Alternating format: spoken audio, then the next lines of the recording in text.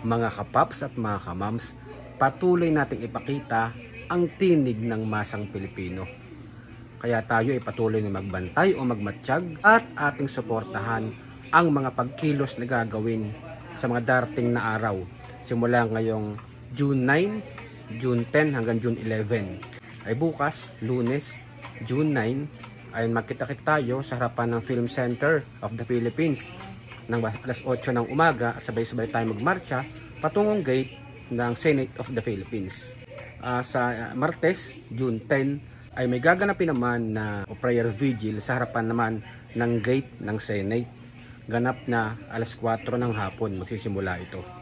At sa pinakatampok na pagkilos sa mismong araw kung saan dapat magsisimula ang araw ng impeachment trial, ito ay sa June 11, Wednesday, magkita-kita tayo, ganap na alauna ng hapon sa Film Center of the Philippines at sabay-sabay tayo magmarcha, ganap na alas 2 ng hapon patungo sa gate ng Senate of the Philippines.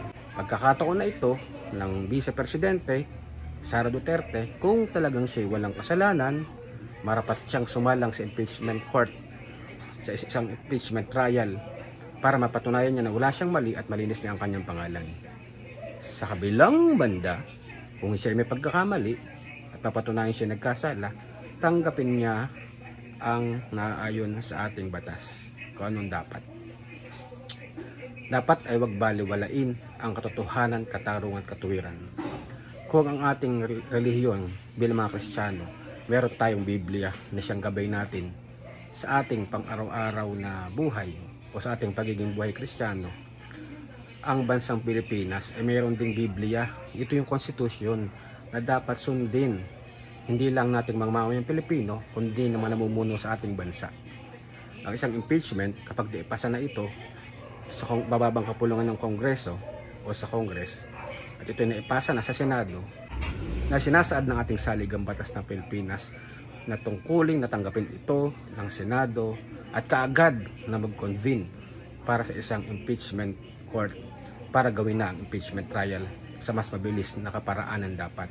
Ito yung February pa dapat, pero naghintay tayo ng March, April, May, June.